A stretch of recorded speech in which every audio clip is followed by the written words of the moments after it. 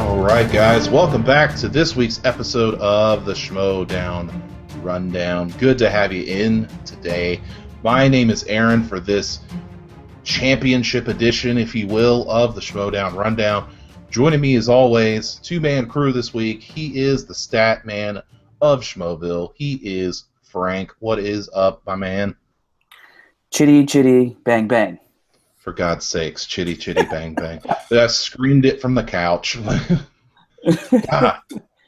Rocha, with all due respect. Okay, yeah, well, we'll save it for later. But yeah, holy crap. So yeah, we had the Ultimate Schmoedown Tournament Final this week. We had some new teams going at it in the team match. So it's a big week for the Schmoedown, a big progressive, big old step, if you will. And before we get there, and believe me, we will, I want to take something off the top. I'm going to make it real quick because this is not the show where we recap everything Collider and Schmoes. That's a different show on this channel. But I would be remiss if I didn't welcome back the pit boss, Ken Knapsack. Welcome back, sir. We're glad to have you back. Full disclosure of all the people in all the Schmoes and all of them, Ken Knapsack is my favorite. So it's good to have Ken Knapsack back. Frank, are you happy to see the pit boss coming home? Oh, definitely. That should be. It's going to be definitely a welcome sight to see Ken a lot more. So I'm looking forward to seeing him interact and do more things, Collider and Schmoes. So that'll be a lot of fun. Yeah. There it is. There it is. Kenny, welcome home. So, all right, good stuff there. Let's. I also want to announce, guys, in this first part, you need to stay tuned for the end of the show for a big announcement. Well, that sounds redundant for this week. But we do have a big announcement at the end of the show, so definitely stay tuned for that. You are not going to want to miss it. Now, let's jump into our recaps. First, we have the team match this week, which was the Wanger team of RB3 and Cobster going up against Team 6 Degrees, which was Stacy and Brienne. And, Frank, it was one of those matches where we didn't know the competitors very well. We didn't know what they were bringing to the table. We did our best to kind of play to their strengths and what they had. But what did you think of the match overall? Overall, I thought it was a pretty good match. I mean, this thing was kind of tense. The first round didn't start off as hot as other competitions, but that second round was very, very interesting. One of the more interesting second rounds I think we've had in a long time. And of course that third round, even though it wasn't as precise as other competitors and teams, still had its sense of drama going down to the last question. So for two brand new teams to this Team Schmoedown, I thought it went pretty well despite the slow start in the first round. Yeah, I thought it was a lot of fun. It's interesting when you watch these Schmoedowns with new competitors because we see like Mark Ellis, we see Rocha, we know their categories. We know that Ellis is going to hit 80s, 90s, Jean-Claude Van Damme, Rocha's going to hit westerns. We kind of know what their strengths are. When you have these newer teams, we can only go by what's in the tail of the tape graphic. So we kind of knew that Team 6 Degrees was well versed in musicals. So when that came up for the Wangers, it doomed them. Let's be honest. The Wangers rolling musical. It was a shit show after that, but that's tough. That's probably the toughest category role that I've seen so far for me personally, and just the questions. I was like, oh my lord! Like, I don't know if anyone well versed in musicals would even get most of those questions. So it was. To the Wangers' credit, they got 4 out of the 6 right. So, and that's RB3 doing the heavy lifting basically. Cobster said as much that if it wasn't for RB3, that could have been a very much more worse off second round. But they managed to really to duke it out in that second round because that could have got away from them big time. Yeah, and it ended up being, I think, a better match than a lot of us thought it would. Once again, it's unknown competitors, so you don't really know what you're going to get. I read, second week in a row, Frank, I read the comment section. And yeah, exactly. And it was just, people were just burying it, saying this match was boring. And I think it's partially because, you don't know half of, like, Brienne and Stacy, for the most part, were unknown to a lot of people. You know, everybody in this particular space knows Copster and RB3. So I think it was just that was part of it. Like, we don't know these people, but we'll just rage out at them anyway for some reason, because that's the internet. But, you know, I had a good time with it. But, as you do, in the Schmoedown sometimes we had a controversial moment. Say it ain't so. Yes, it was a controversial moment. And me, as the guy that has been, for lack of a better term, the a-hole that's always like, I don't know about that question. I don't know. I got a problem with it. I didn't have a problem with this one, which is weird. And people are going to call me a corporate shill. I can see it now. But let's go over the question in question Sure. as we replay it here, and we'll go from there. Country for old men. What was Hitman Anton Chigurh's weapon of choice? It was like a stun gun for cattle to make it basically a gun for cattle. I can give you that. It's a bolt gun. But it's an air gun. What the? It's in the gas station. It's in the gas station. It's like a pressure gun thing. Okay, so the question was, what is Anton Chigurh's weapon of choice in No Country for Old Men? So basically, Frank, what's going to happen here, and listeners, it's a new segment. New segment on this show. When there is a controversial question that we need an answer to that we're not satisfied with on the show itself, I would like to call this Upon Further Review. And in this, I will present my case. Frank is going to be the judge, and we will come to an overall understanding of whether this question stands or it should be buried. So, allow me to present my case for my clients, which in this case is Team 6 Degrees. Now, I spoke with Brienne of Team 6 Degrees. She wanted to be on the show. Schedules didn't allow. It's fine. I'm sure we'll have her down the road. She's very nice to even give me a statement, which she has done here, and I would like to read aloud. This is verbatim what she told me. The question is, what is Anton Chigurh's weapon of choice? Not name Anton Chigurh's weapon. Wait, I'm sorry. I actually read that wrong. So, hey, all right. Good Lord. I'm making a good case. I'm making a good case. Good Lord. Objection. So. And yourself? Yeah, exactly. I'm completely out of order right now. Your words are out of order. Yeah, exactly. The question is, what was Anton Chigurh's weapon of choice? Not name Anton Chigurh's weapon of choice, which means that I technically can explain what the weapon is instead of just name it. And I also described it correctly as a stun gun for cattle. It's all about the wording of the question.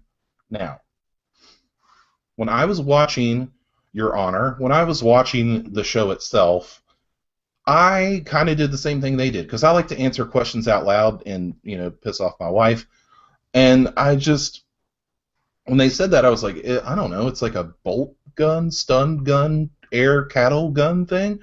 But, so I had a hard time with it as well. I did the research, Frank. And Your Honor, I would like to present this piece of evidence, which is the actual definition of this particular weapon, not from the movie, not from the synopsis, not from any of that. It is the actual scientific definition of what this weapon is. And it is, the description of this weapon is as follows.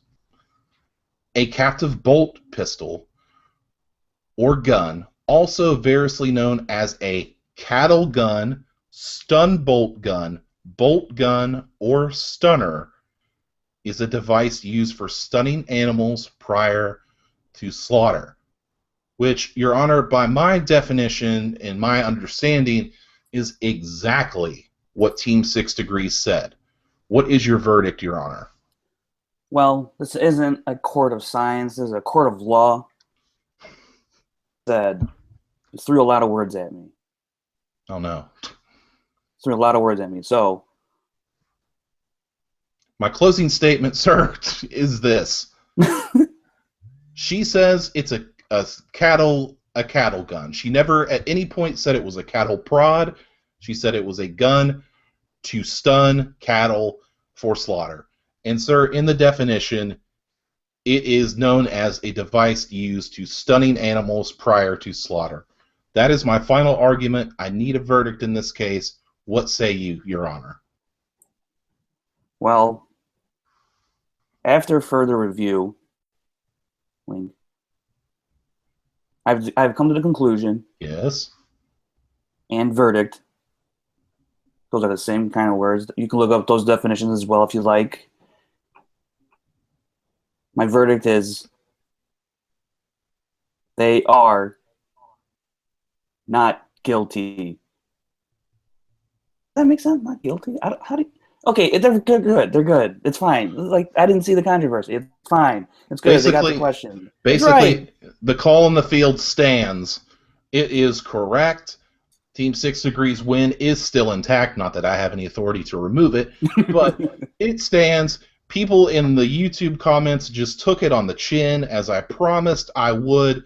I have come to a definitive conclusion. That is the correct answer. So if you guys would, in the YouTube comments... Shut up, stupid! There you go. So let's move on. Team 6 Degrees ends up defeating the Wenger crew 17. Wait, Aaron, if I could just go back. Oh, I'm sorry. Quick. If I could go back, the only thing I want to say about that is I don't recall. So maybe they did say this. The Harloff and Campia. I think what they should have said is, "What is your final answer?" I think if they had just said that, I think at least for the YouTube comment people, I think maybe that would have went over maybe better. But nonetheless, it's still the right answer. I mean, we all knew. I mean, it's kind of a general, like you said, it was a general. They basically spelled out the definition for them. So they basically did the definition of the actual question. So so there's that. So my clients have been exonerated. So Team 6 Degrees defeats Team Wanger 17-15. They are 1-0. And in the post-match interview, they were asked who do they want to go up against next. And they actually basically threw out anybody. Team Patriots, Mega Powers, doesn't matter. Frank, who do you want to see 6 Degrees take on next? Yeah, that's a good one. I think maybe Rotten Tomatoes, I think. Oh, okay. Yeah, I think that would be a fun match. I think that would be pretty fun, especially I think I like between Brianna and Stacy. I think their personalities are really great in the show, and I want to see more of Matt Atchity, to be honest. So I mean, whatever it takes to get him more involved if he can, and then along with Gray Drake, obviously, I think that'd be a nice dynamic between 6 Degrees and Rotten Tomatoes. So I think maybe that's where I would go right now of the people who have played. I can't really speak for future teams that we might see. So that might obviously become a possibility after we see newer teams play. But I think that's what I would go with right now. And I wouldn't even mind a rematch of this one because the musicals, just absolutely decimated the Wangers. And in the third round for the one-pointer question, which RB3 wasn't able to pull out. So I think there's Brianna and Stacy even said, a lot of luck involved in this one. And, I think they've recognized it, but they're also grateful at the same time that, they came away with the win. So it was nice that they kind of acknowledged that, even though they played a great game, but, it could have went a different way for the Wangers had they not landed on musicals. But that's just how this game goes sometimes. But, if they were to play again, these teams, I'm not so sure that 6 Degrees wins, and I'm not, it's 50-50 with these two teams. So I think as an introductory match for both these teams, I think it came out pretty well. Yeah, I like the personalities of Team 6 Degrees. I actually like the back and forth with the Wangers too. I think that I don't think the Patriots are a good team for them right off the bat. I think the Patriots are, dare I say, an elite team right now. And just from what I've seen already, I'm like, oh my God, this team's going to be a buzzsaw. But I could see them going up against like ETC if they can't, if they can't knock up or if they can't, they can't lock. Good Lord, if they can't lock down ETC versus Team Trek. So if they could do like 6 Degrees versus ETC, I think that would be a good one. Two YouTube channels going at it. That's always fun. They could there's a lot of possibilities. I definitely want to see this team again. I like their dynamic. I like their Matrix thing at the beginning. I thought that was fun. Yeah. The Wangers, poor guys, it was just just wasn't their day. For them, I don't know. Real Rejects is an option after their match with the Wolves of Steel. There's a lot of options for the Wanger crew. I definitely want to see them again. I like their dynamic. They're two fun guys.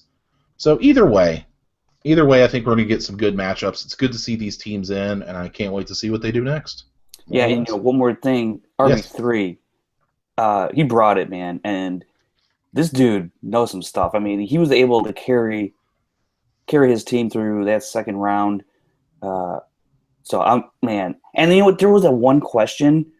Was it? It was in the first round, and it really showed how young he was because he didn't know. I can't remember. I think it was in the action adventure category. I don't know if it was like an Armageddon question or I forget what it was, but I was like, oh man, if you weren't like 19 years old, you'd probably know this. Well, I mean, it happens. It happens. I honestly could see, and this is no disrespect to Copster, but I could totally see RB3 breaking off and going solo and jumping into the solo matches because I think this would be great, man. I think he could be really good. Yeah, I mean, he's already a beloved guy in Schmoeville, so if he were to go into singles, I mean, it would just be amazing. RB3 is way over with the crowd, if you will. It's a wrestling term, but he is way over in Schmoeville. So the more RB3, the better. Oh, definitely. All right, so let's move on from there. We have our second recap, which was the Ultimate Trivia Schmoedown Tournament Final between the Outlaw, John, Rocha, and Baby Carrots, Mark Ellis. Before we get to the actual match itself, we had the press conference this past week. I thought it went fine for the most part. I thought it was informative. I thought that Rocha brought it in terms of hyping the match. I thought Ellis was fine. The only thing I didn't like about it, I would say, Frank, is probably the pre-taped format. I think if it was, and there were elements of that I liked too. I should say that, like when Wendy came out and she was introducing Christian, and then he came out, that was fun. Yeah, that was really fun. And then I think something like that is better suited for Facebook Live. And I don't know if it's they can't like do the audio or something for Facebook Live because there wasn't a lot of graphic work. Right. So I think maybe going forward, if they do it again, Facebook Live would be a better option. That way you can integrate more questions from the fans, and it was just come across better overall. I don't know if it's a time constraint thing. I'm not sure. There's probably some reason they didn't do it that way. But what did you think of the press conference? I thought for their first go of it, I thought it was a nice way to start it off. I wasn't, I wasn't really sure what to expect exactly. I know we had mused about it a couple episodes ago, but I think I would have liked to see. I think it all depends on what they're capable of doing, and so I give them full credit for doing it in the first place because it's something different and new to bring to the Schmoedown. So I appreciate that aspect of it. I think they'll have more ideas and better ways of figuring out how to execute this sort of thing in the future. But at least they put it out there and they're trying to do something different and have more fun with it. Because I think that's a smart thing to do because people really are really invested and love the Schmoedown, and the more you give them, I think we're gonna love it what we get, and we just hope that the quality is there, and I know they're always striving to bring the quality. So, and I think that's why it's pre-taped because they want to give it the best quality that they can.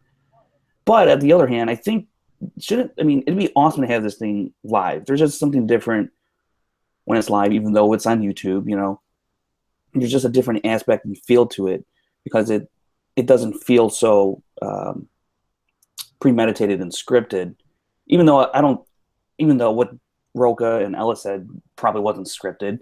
I mean, they come out there with an idea of what they're going to say and how things are going to go.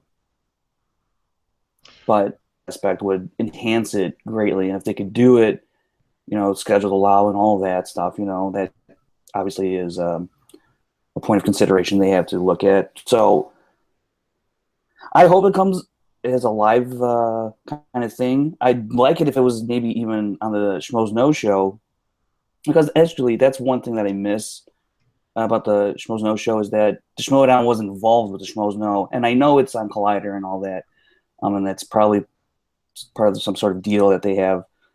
But I would love to see a little more stuff instead of just talking about it and kind of hyping a match up on Schmoes No Show. I think if they were to put a press conference in the Schmoes No Show, I think that'd be pretty cool too. So, I mean, there's a lot of stuff that they can do with this, and I'm excited to see the next one in the future for sure. Yeah, I think you make a lot of great points.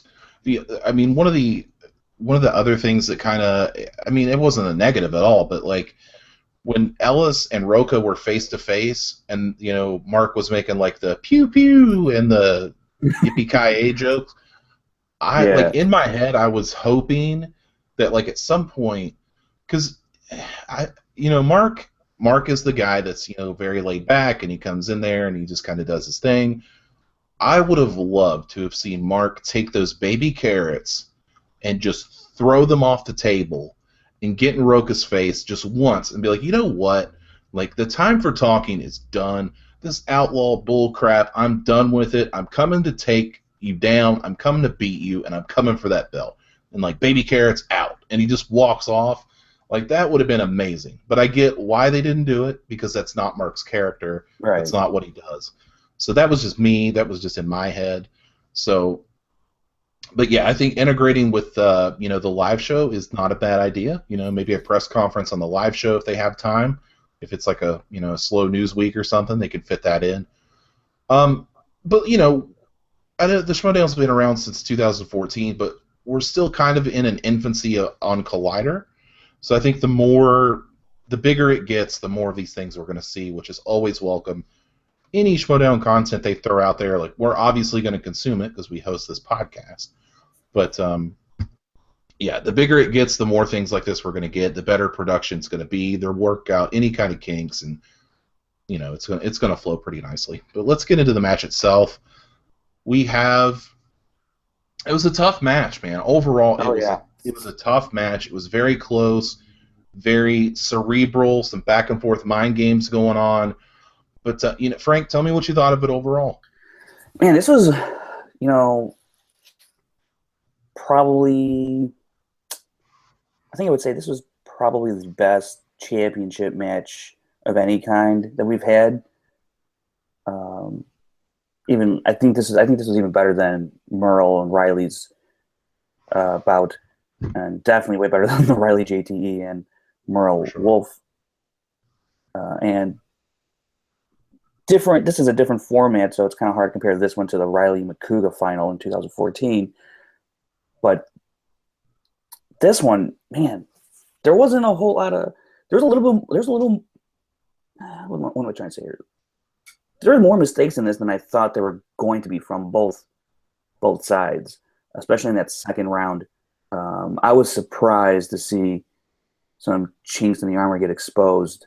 Nerves, you think? I think, going back through the first round, very solid for both of these guys, especially for Ellis. He was above average in his performance in the first round, and I thought, right from there, I go, that's going to really set the tone for Ellis. And although Rocha wasn't far behind, just behind a point going into that second round. Now, when Ellis spins to get a biopic, and he takes it, I thought he was getting a little too cute for his own good and trying to get in Rocha's head, take that off the board. So smart, though. And answer a category that's strong for Rocha. It's good strategy if you can execute it. And he didn't really execute it to its full potential because Rocha ended up stealing 2 questions. And by all accounts, that was a pretty bad second round for Ellis when he had his opportunity at the 4 questions. He only answers 2 of 4, gets only 3 points out of that. And going into that back half of the second round with Rocha, he was in a great position to take advantage of what Ellis did in that round. And Rocha, he went for it on that first question by opting not to go multiple choice. And that, I think, right there was the beginning of the end for Rocha, because that 2 points that Ellis was able to steal just completely negated the 2 points he had thrown off of Ellis. All Rocha had to do was be a little cautious in that second round, and he had to come away with some sort of – he had to at least think that I got 4 questions to gain a lead on Ellis. I'm only behind by 2. I think it was 8-6, or 8-6 at that point. So he just needed – even if he went multiple choice, all of them, and got them all right, he still come up ahead 2 points instead of the 1 point lead that he came out with, so 11-10. So I think Rocha kind of – that first question really messed him up going forward, because that plays into the third round that, he probably could have wagered 3, or the 2 point loss wouldn't have hurt as much. And that's just because that's another question that he should have known, the Holy Grail question, because I've seen people point out in the comments, and I had just listened to his podcast, The Cinephiles, and they covered Holy Grail, so I thought for sure he's going to get it. I was just wondering how many points he wagered. But he didn't come through with that one. He had basically a non-existent fourth round.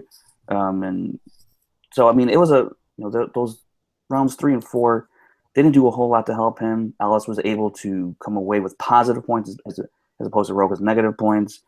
You know how the third round went, very shaky for Ellis until that last question.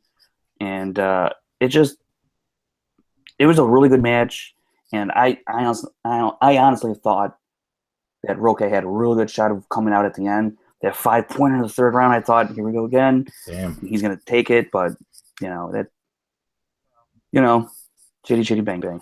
Yeah, I think for me, oh yeah, chitty chitty bang bang. Like I was like I said, I was screaming from my couch. I was like, chitty chitty bang bang. Like, it's all the jokes they make about Rocha being like old. Like, that movie's pretty old, man. Should have nailed it. Yeah. Should have nailed it. But it happens. It totally happens. I think for me, where Rocha lost it, and man, I know it sounds like we're burying Rocha here, but we're not trying to. He's a friend of the show, but like, once you start losing points in a format like this where every point is absolutely crucial, and Rocha started losing points, and I was like, oh man, like, this is not going to go well, because there's very little room to make it up. Yes, he could have tied Mark Ellis at the end and gone to like sudden death or something, but it's so hard to lose these precious points and try to come out and beat somebody like Mark Ellis. It's almost impossible. And that's to me is what kind of doomed him. Like, once he started losing points, I was like, oh no, this is not going to go well. And yeah. Mark Ellis ends up winning 18-13. He is the Ultimate Schmoedown Tournament champion. He will face Dan Murrell at the Schmoedown Spectacular for the championship. Mark Ellis is double belted. Frank, for now. Once again, Frank, I read the YouTube comments after the match, and there was a lot of people saying that this match was rigged. That Harloff shouldn't be there when Ellis is competing. That's not fair. They're giving him better questions. And to that, I would say, shut up, stupid! There you go. I mean, are you kidding me right now? Like people are saying the Schmoedown's rigged. Mark Ellis always gets easy questions. I mean, Frank, do they have a case, or is this just completely ludicrous YouTube horse shit? What is it? It's half and half. Here's the one thing. Harloff should never ask Ellis any questions. I don't care. He should never be asking him any questions. Okay. That's just one thing. Just to avoid that kind of thing. Okay, and it's very, very easy and very simple to do. Just don't have Harloff, and vice versa, Ellis, ever ask Harloff any questions. Never. And then there was one thing that I didn't particularly like, even though it probably didn't make a difference, but it could in another scenario, was when, I forget if it was in the third round, or I forget which round it was in, but Ellis was kind of talking through. Oh, it was the Jerry Lewis question. And he was going, oh, it's this, the young girl, whoever, that he marries. And Harloff was like, yep. I didn't like that Harloff confirmed Ellis's thoughts on his thought process. Okay, I totally missed that. I missed that completely. Yeah, I think it was all, obviously, you barely hear him off camera, but I did hear it, and I didn't, and I heard on the first run I watched it, and I didn't particularly care for that because you're not supposed to, or at least you shouldn't, I at least think, confirm someone's thought process in one way or the other. And I don't know that even helped. Well, actually, no, Alice got that question wrong because that's one that Rocha stole. But still, in any case, I didn't like it when I heard it happen. So, I mean, I can see those 2 points, but to say that it's completely rigged, that's just stupid. I mean, why? It's like if anything, I think if it was to be rigged, the better way to go about it would have had Rocha to win it. Absolutely, because of his personality and just what he brings as a heel to the league. If it was rigged, he should have won. Yes. So was he going to rig it because he wants his buddy to win? No, that's not what Christian's all about. He's all about giving you the entertainment, the best entertainment he can give you, and whoever wins, so be it. Is the Schmoedown rigged? Hell no. Now, Frank, you do make a good point. At the risk of people saying such things, you don't want to take the risk of a possible impropriety. So, which I did not hear that, like what you said. I'm sure you're correct, and I will definitely go back and look. But, yeah, you don't want to take the risk of any kind of, question significance. Do I think that Christian helped Mark answer it? No, obviously not, because he got it wrong. But you don't want to take that risk of impropriety. So I definitely see what you're saying there. So probably just an anomaly. I mean, these dudes go back and forth all the time. If Rocha doesn't have a problem with it, I don't have a problem with it. So it's fine, but you don't want to take that risk. So maybe just kind of just take a look at that in the future. But so Dan Murrell, Mark Ellis, Schmoedown Spectacular for the championship. Mark Ellis very well could have 3 belts by the end of the year, which is insane. And now, not only do we have that, we have John Rocha will be going up against Mark Riley again, the winner to take on the champion down the road sometime. Now, Frank, I don't want to talk about Ellis and Murrell yet. I want to save that for later. But Rocha, Riley 2, what do you think of this match again? How do you see it maybe playing out? Who's your favorite? What do you got for me? Oh man, this is gonna be tough because I thought, the first match. I think Riley's a smart guy, and he's gonna learn from his past match and what he thinks he did right, what he thinks he did wrong, and this, I don't know, because this isn't as easy as picking Rocha over Mance for the second one. This is going to be grueling. I really don't know who's going to win this one, because in the match that Riley and Rocha had previously, if I just take a look here real quick, so Rocha won 18 of 14, and Riley had a nice match. Against anybody else, he probably wins. Rocha, he was on his historic run, just crushing it. So it all comes to that second round. I mean, it's going to be interesting if they do a different format. I doubt it, but if they did a different format for the runner-up match, or third place match rather, it'd be interesting if they do a different format. They haven't said anything, so I doubt they will, but that would be something to take into consideration if it did happen. But it's hard for me to say, especially because Riley, previous champ, he knows a lot of stuff, and it depends on that wheel. That's all I can say. And I think if Riley gets a favorable spin on that wheel, at least better than Apatow, I think Riley has a good shot at winning it. But I don't know, Rocha, man, he might just go back and review everything he's ever reviewed and study even harder and play every quiz game there is on the internet. I don't know, but John Rocha is far from done. Like people, there are people jumping off the Outlaw Nation bus off the bandwagon. It's like, dude, like, come on, like, the dude lost, he lost a match. Whoop-de-doo. He's still right there in contention for the championship again. So he could still theoretically be the champion. Like, he's right there again. He's pissed off. I think it's going to be an amazing matchup between him and Mark Riley again. My only question is Mark Riley's confidence shaken? Because he had the loss to Rocha. They lost the team match. Mark Riley not used to this losing thing. Now, will Superman return, or is Superman dead and buried? Do you think his confidence is shaken? Riley, no. I don't think his confidence is shaken at all. I think, given the right spin, I think that's all. The only thing he has to worry about, which is something he can't worry about because he has no control over it, is that wheel.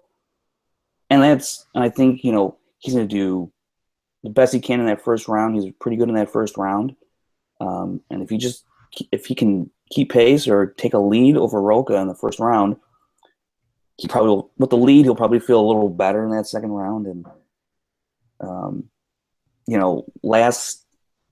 Rocha's this match that he just had with Ellis was the first time he gave up an opportunity for someone to steal. So does Rocha, let that chink of armor, become more damaged and Riley take advantage of it? I don't know. But I don't expect much mistakes here again from Rocha. And plus, even if there is, it can't really be exploited because there's no round 3 and 4. So, and you only have round 5 to make up some lost ground, which is pretty tough to do unless you're JTE and blow it. So, I mean, it's, man, in the 3-round format, it's that second round, that wheel.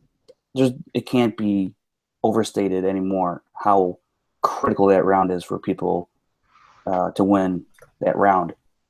That's all there is to it, and you can't. And it's why it's so hard to predict that second round because you don't know what category someone's going to get. I mean, who knows? It's make or break.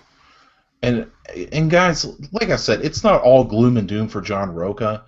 He's got a lot of things down the road that could possibly belt him. He could be double belted by the end of the year. So we're going to get into that here in just a second. But before we do, we're going to take a short break. So we'll be right back with our previews for the Schmoedowns this week. Stay right with us.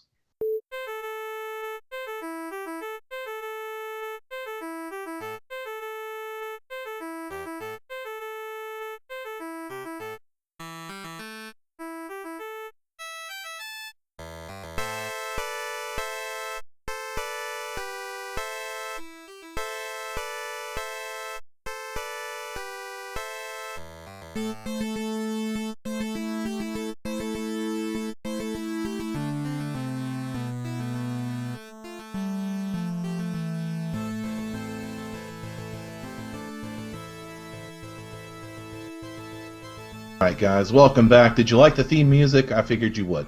Alright, so now we're talking previews for this week. We have some big matches. We got some debuts going on.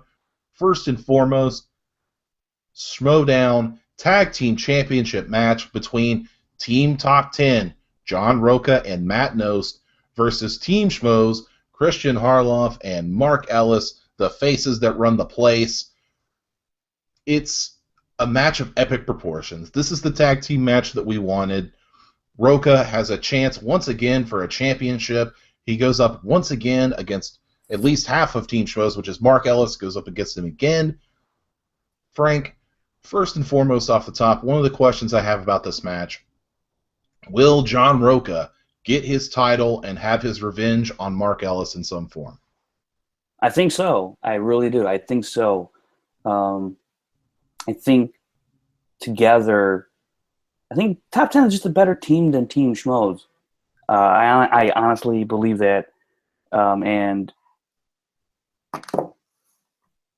you know, but Harlow's been on a good run too. So I think, man, I can't wait for this one either, because man knows if he can bring it, it's going to be one he'd imagine. I'm interested to see the format, if they're going to go a different format for this championship. Yeah, we haven't really heard.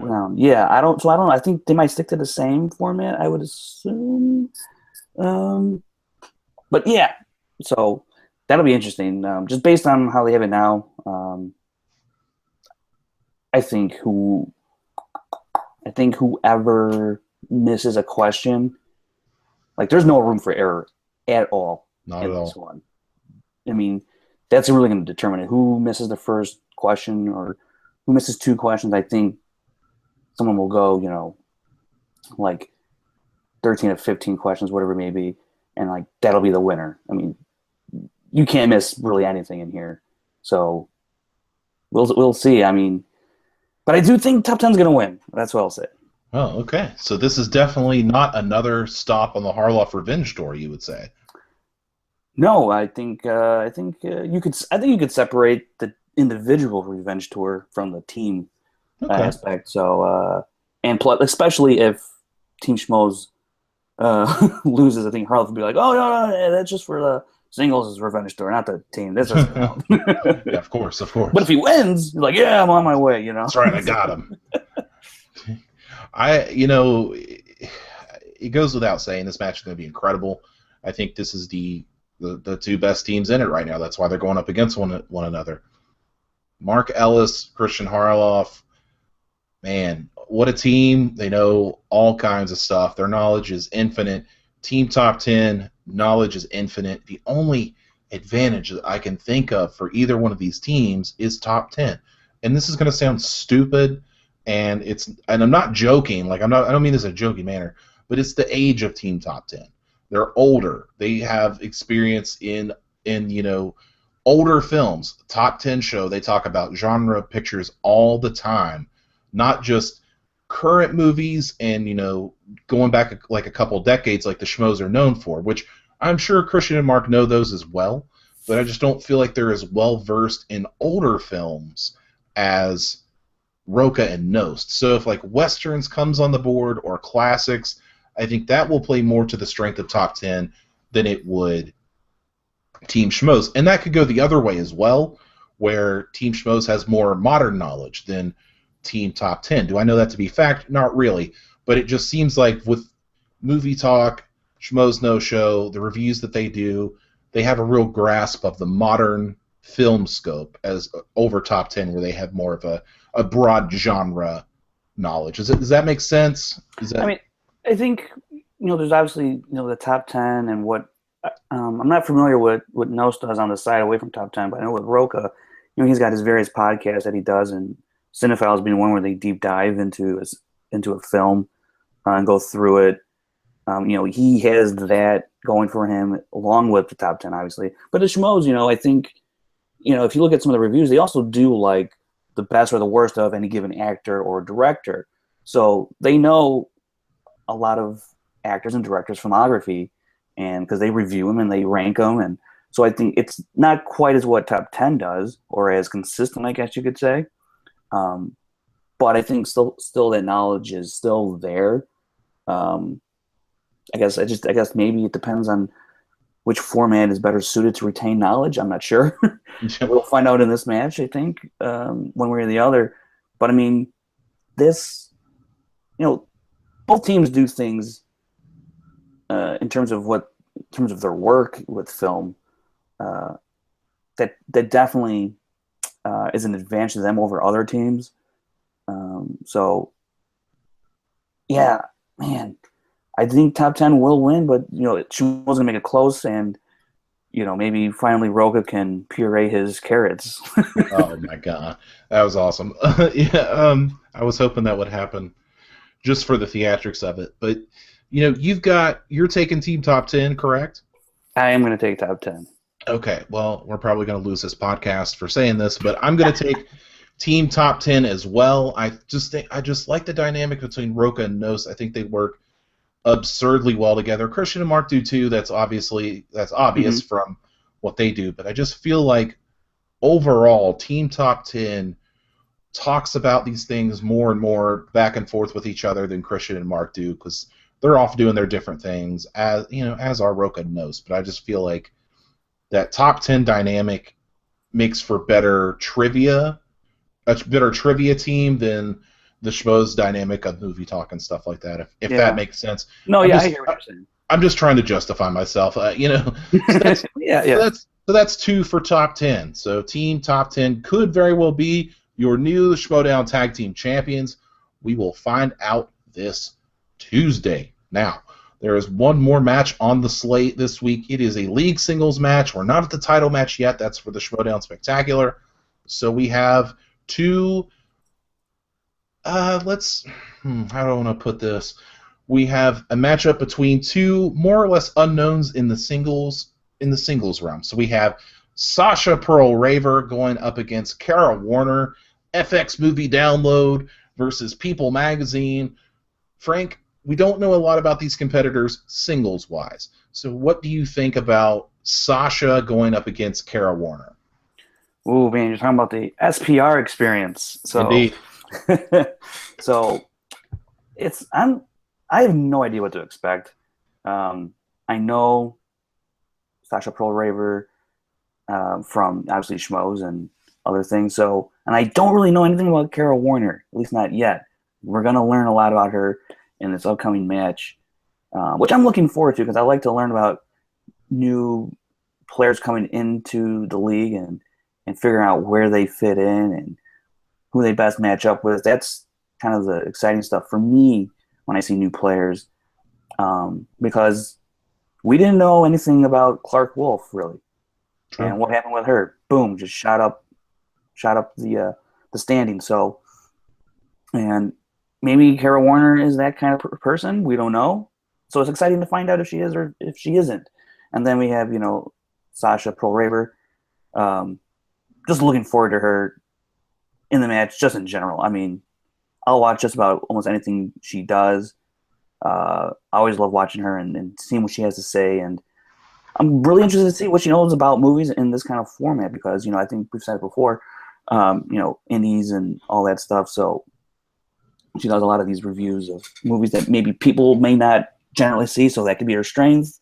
I don't know, but Kara, she reports on entertainment all the time. So does that translate well to retaining knowledge and good for a trivia Schmoedown scenario?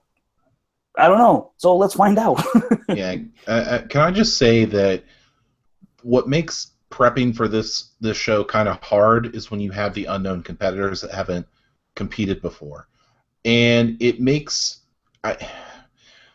I'm just going to get to it. It makes me feel like a creep sometimes, because I'm Googling Kara Warner and, I go on her Twitter and, I'm looking at her tweets and, ooh, does she know a lot about movies? And, I go to, I even found, her LinkedIn page. I'm like, ooh, this is some good information. And it makes me feel like an absolute creep. But this is stuff that people need to know, so I'm okay to do it. Kara has been reporting on entertainment news for 10 years. So... TV, film, she's well-versed. I would say that her strength currently, from just what I've researched very creepily, is more of the modern sense of film, more current movies, which when you're covering entertainment news, that's what you get. You get a lot of modern stuff. Right. Now, Sasha Perl Raver, we know, FX Movie Download, TV Talk, Schmoes know. She has been covering, she did a lot of interviews back in the day, probably still does that, and she has almost the same period of time as Kara Warner. So I think it's more evenly matched than we think, but I think Sasha probably has a better knowledge of older films. And that's not an age thing. That's not what I mean. I mean, her interest, from what I can tell, is more than just your grandiose, big blockbuster films like we're used to seeing questions from the Schmoedown.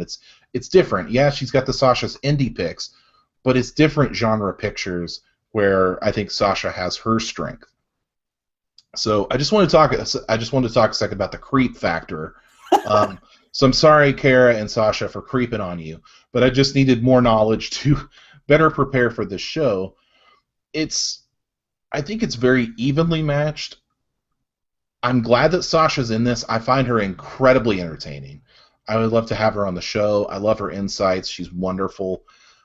And it's good to see more females in the Schmoedown. Like, we had Clark Wolf, we had Team 6 Degrees, Gray Drake has been in there, but it's nice to see more unknown women come in. And like you said, like you made a great point about Clark Wolf. We didn't know how Clark Wolf was going to perform in this format, and she's one of the favorites of the league and a very strong competitor. And Kara or Sasha could be that as well. And I'm all for it, man. I am all for that. The more diversity, the better. That's what I say. But let's get down to brass tacks. We have to make a prediction here. That's part of the game. So, Sasha Perl Raver versus Kara Warner. Frank, who you got? Well, I think I'm going to go with Kara Warner. Just on a whim. I think I will. Okay. Because the newcomers, that at least newcomers to people who've been watching the Schmoedown, like we had with 6 Degrees, they came in with the win. So I think the new people,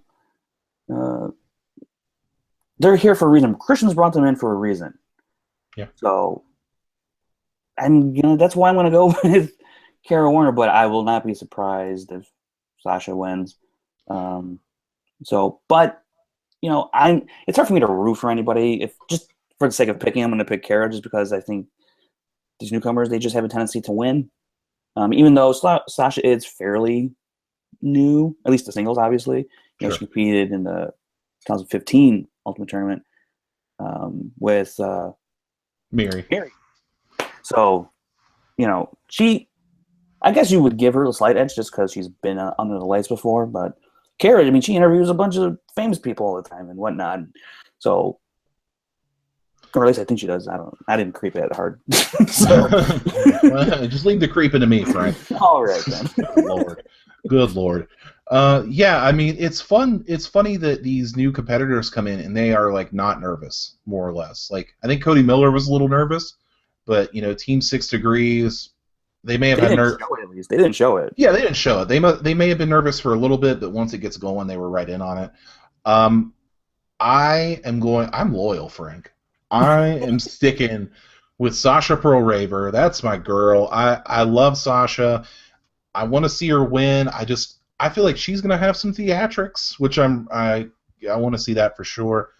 I just think her overall movie knowledge, and like I said, Kara Warner, I've never seen it against her. I don't know what her movie strengths are. So that being said, I've got Sasha Perl Raver. I think it's going to be a nice singles debut. Nice to see Sasha again. And I'm just going to take her. I'm loyal. I'm loyal to the people that I like, and that probably makes for bad, podcasting, but, I'm a loyalist. Leave me alone. So there you have it. There you have it. We got 1 vote for Kara Warner, 1 vote for Sasha Perl Raver. That goes down this coming Friday on Collider Video around 5 o'clock, I think we can say now, Eastern Standard Time, 2 p.m. PST. I'll say around 5 because sometimes things happen, and it doesn't get up around 5, and people need to quit bitching about it. So there's that. But, before we get out of here, I teased that we have a big announcement, and if you have stuck around for this long, you are in luck because you're going to get the announcement. It's coming right here. We have a guest for next week's show, Frank, and it's not just any guest. Like, we had John Rocha on. We had Chris Skalicki, the question man, on last week. And this is no way disrespecting those gentlemen, but I think that, Frank, we have next week, we're going to have the biggest guest we've ever had. Would you agree? If it's the Pope, yeah. Well, it's not the Pope. Oh, okay. But it's very close. Okay, it's close. It's a close second. Next week, Frank and I will be interviewing Baby Carrots, merely Mark Ellis. Will be on the Schmoedown Rundown next week. We're going to talk about his match with Dan Murrell. We're going to talk about the tag team matchup, what he thinks of Rocha, what he thinks of Murrell, who he thinks is going to, win in the matchup between him and Riley, get his thoughts overall on the Schmoedown. Does he still hate the Wonder Woman trailer? I don't know. We'll find out. So next week on the Schmoedown Rundown, we are going to have Baby Carrot's Mark Ellis. Now, before we go again, if you want to ask Mark Ellis a question, I can't take like a bajillion questions because we're probably not going to have him for too long. But if you want to submit a question for Mark Ellis to answer, possibly on the show, do me a favor. Go to my Twitter, @ATTitanium, and send me a question that you want to hear Mark Ellis answer on air. I will do my best to get to as many as I can. But definitely go there. If you have a question for Baby Carrots, throw it at me. As long as it's not like weird and creepy, I will ask him that question.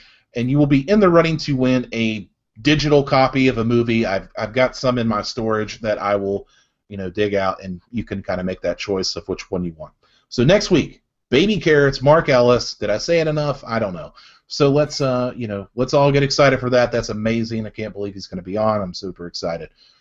All right. So that being said, I need you guys to do something else for me. Like and subscribe to the SK Podcast channel. You can find this podcast, The Wangers Show, the Schmoeville Podcast. It's all entertainment. Like, come on. Definitely subscribe to the iTunes feed as well. Leave a comment. Helps out the show tremendously. We really, really appreciate that. Let's keep this thing going. It's been an amazing ride. We're still going strong. Episode 5. Couldn't be happier. Frank, I'm sure you're quite excited and happy that this is still going. We haven't been fired yet, so nope, not yet. All right, not yet. Yeah, so probably after this week, after we didn't pick the Schmoes, but yeah, yeah. So, guys, I really appreciate it. Do all those things, and we'll get along just fine. I appreciate it. For Frank, my name is Aaron. We're out. We'll see you next week.